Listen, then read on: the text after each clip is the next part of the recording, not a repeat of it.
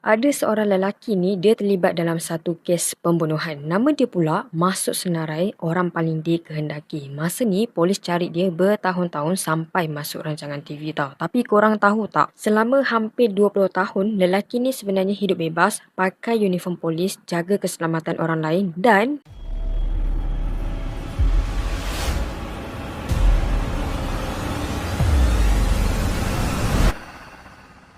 jadi lelaki itu adalah Antonio Riano, seorang warga Mexico yang menetap di Hamilton, Ohio pada awal tahun 2000-an. Kalau korang tengok dia ni dari luar kan, Antonio ni bukan siapa-siapa tau. Dia bukan orang terkenal, bukan juga individu yang ada rekod jenayah besar sebelum ni. Hidup dia nampak macam biasa je, macam orang lain yang cuba cari rezeki dan jalani hidup harian lah. So guys, Antonio ni jenis yang mudah bergaul tau. Dia kenal dengan ramai orang sekitar kawasan tempat dia tinggal. Jadi, ada yang kenal dia sebagai kawan lepak, ada yang kenal dia sekadar muka biasa yang selalu muncul dekat tempat yang samalah. Berkaitan dengan kehidupan dia pula, bila siang dia pergi kerja, bila malam pula dia keluar lepak, berbual kosong, minum-minum, borak sampai lewat. Dan salah satu tempat yang dia selalu pergi untuk lepak dekat sebuah pusat hiburan malam yang dikenali sebagai Roundhouse Bar. Tempat ni memang jadi pop biasa orang tempatan tau. So lepas penat kerja, ramai akan singgah minum, dengar muzik, borak-borak dan lepaskan stres sebelum balik ke rumah. Tapi macam biasalah, bila alkohol bercampur dengan emosi, benda kecil pun boleh jadi besar. Jadi tempat yang dia lepak ni bukan asing lah dengan pergaduhan kecil. Kadang-kadang salah pandang pun, salah cakap pun terus jadi tegang. Dan ya, si Antonio ni pula memang kerap berada dekat situ. Dia bukan pekerja bar tu, tapi dia memang antara muka yang orang selalu nampak malam-malam dekat situ. Dan masa tu, tak ada siapa pun sangka lelaki yang hidup nampak biasa ni sebenarnya akan terlibat dalam satu kejadian yang ubah hidup dia selama-lamanya. Jadi pada malam 19 Disember tahun 2004, suasana dekat kawasan tu memang agak kecoh lah. Muzik dari dalam bar tu memang kuat, bunyi gelas belaga, suara orang berbual bercampur dengan suara orang yang dah mula naik angin.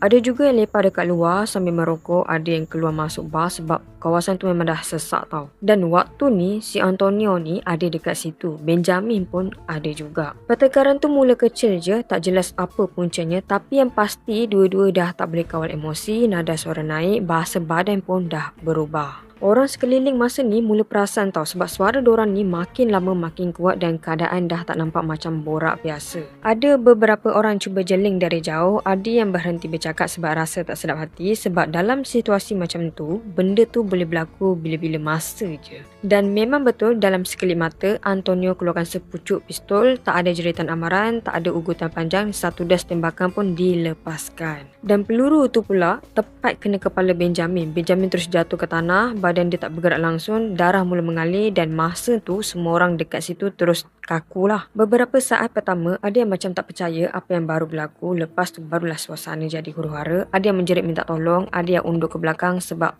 panik dan ada juga yang terus lari masuk ke dalam bar, ada juga yang cuba hubungi polis dengan tangan menggigil. Jadi dengan saksi yang ramai, kejadian tu pula berlaku depan mata diorang semua, memang tak ada jalan lari lah. Tapi entah macam mana dalam kekalutan tu, Antonio berjaya hilangkan diri dari tempat kejadian. Dan dari situ, kisah ni tak lagi sekadar kes tembak depan bar, tapi bertukar jadi kisah pelarian, penyamaran dan satu identiti yang akhirnya mengelirukan dunia selama hampir 20 tahun. Lepas kejadian tembakan tu, polis terus jalankan siasatan, kawasan sekitar terus dikawal, saksi yang ada malam tu dipanggil satu persatu dan bukti mula dikumpul. Daripada keterangan orang ramai, rakaman dan apa yang polis jumpa dekat lokasi, satu nama mula naik dengan jelas iaitu Antonio Riano. Dalam masa singkat, polis sahkan Antonio sebagai suspek utama kes pembunuhan Benjamin dan sepatutnya dia perlu hadir ke mahkamah dan berdepan dengan pertuduhan pembunuhan darjah pertama. Tapi hari yang sepatutnya Antonio muncul di mahkamah tu, dia langsung tak muncul. Jadi tak ada penjelasan, tak ada alasan, nama dia dipanggil tapi orangnya tak ada. Dan dari situ semua orang sedar satu benda iaitu Antonio dah larikan diri. Siasatan lanjut menunjukkan Antonio dipercayai meninggalkan Amerika Syarikat tak lama lepas kejadian tembakan tu. Cara dia menghilang kemas, senyap dan pantas ya. Tak ada rekod rasmi ke mana dia pergi. Cuma petunjuk menunjukkan yang dia dah keluar dari negara tu. Bila perkara ni disahkan, pihak berkuasa Butler County terus keluarkan waran tangkap. Dan mulai saat itu, Antonio bukan lagi sekadar suspek, dia secara rasmi diklasifikasi diklasifikasikan sebagai buruan. Nama dan wajah dia dimasukkan dalam senarai orang paling dikehendaki. Polis berharap sangat dengan pendedahan awam, seseorang akan nampak dia dan tampil beri maklumat. Jadi pada tahun 2005, kes ni dibawa ke rancangan televisyen America Most Wanted. Harapan diorang cuma satu je. Kot-kot ada orang awam nampak Antonio dekat mana-mana ke, mungkin ada yang kenal ke, mungkin ada yang pernah berurusan dengan dia ke, dan akhirnya polis boleh jejak semula suspek yang dah lama menghilang ni. Tapi malangnya tahun demi tahun berlalu tanpa hasil. Tak ada tangkapan, tak ada petunjuk kukuh, tak ada bayang-bayang Antonio langsung. Seolah-olah dia lenyap begitu saja, dan pada ketika itu ramai yang mula percaya mungkin Antonio akan kekal bebas selama-lamanya.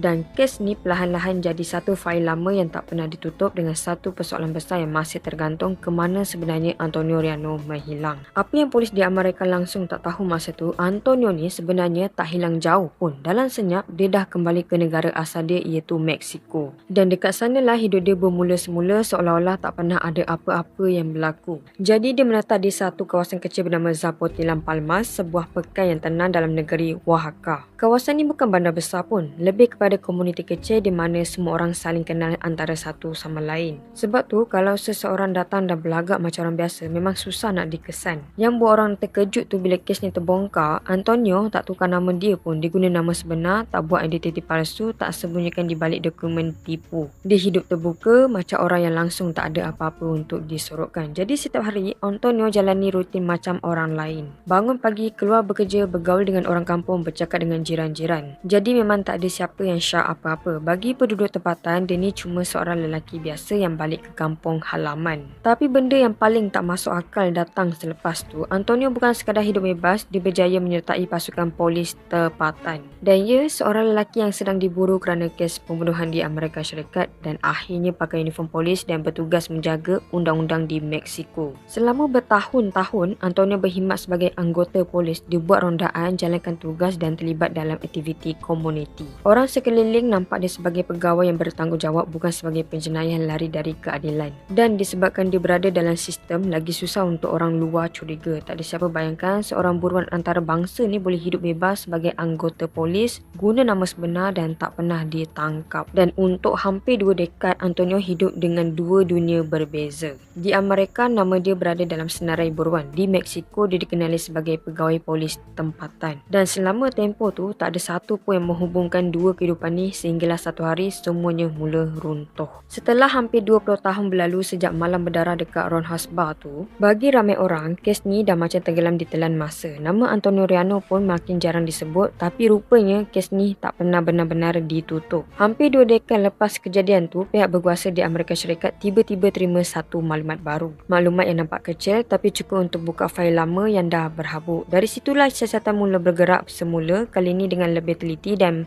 berhati-hati. Pihak berkuasa Amerika mula bekerjasama rapat dengan pihak berkuasa Mexico. Diorang buat semakan rekod satu persatu, nama lama, gambar lama dan immigration, maklumat awam semua disemak balik. Bukan setakat dokumen tapi juga pembandingan visual melalui gambar-gambar yang tersebar dekat sumber awam. Dan masa itulah satu perkara jadi semakin jelas. Lelaki yang selama ni dicari yang dianggap lesap tanpa jejak sebenarnya hidup bebas di Mexico. Bila identiti dia disahkan sepenuhnya, pihak berkuasa tak buang masa lagi. Jadi pada tahun 2024, Antonio ditangkap di Mexico. Penangkapan tu bukan sekadar satu tangkapan biasa, ia menamatkan pelarian yang berlangsung hampir 20 tahun. 2 dekad dihidup bebas, 2 dekad lari dari keadilan dan akhirnya sampai ke penghujung. Bayangkan perasaan masa tu, seorang lelaki yang selama ni berlagak sebagai penjaga undang-undang akhirnya digaris sebagai suspek pembunuhan. Lepas ditangkap, proses undang-undang pun mula dimulakan. Perundingan antara dua negara dijalankan, dokumen diekstradisi disiapkan dan akhirnya Antonio dibawa pulang ke Ohio untuk menghadapi pertuduhan pembunuhan terhadap Benjamin Becerra. Dan dekat sinilah kisah Antonio Riano masuk ke fasa paling penting dalam hidup dia, fasa di mana dia tak boleh lari lagi. Disebabkan sejarah pelarian dia yang hampir 2 dekad, mahkamah terus putuskan Antonio ditahan tanpa jaminan. Sebab berisiko untuk dia lari sekali lagi tu dianggap terlalu tinggi. Kes ni kemudian dibawa ke perbicaraan pada tahun 2025. Masa perbicaraan tu bermula, suasana dalam mahkamah memang tegang. Sebab ini bukan kes baru, ini kes lama yang akhirnya dapat jawapan selepas bertahun-tahun mangsa menunggu keadilan. Pihak pendakwa tampil dengan bukti satu persatu dan saksi yang berada malam tu dipanggil juga. Dan waktu ni semua kronologi malam kejadian disusun semula di depan juri.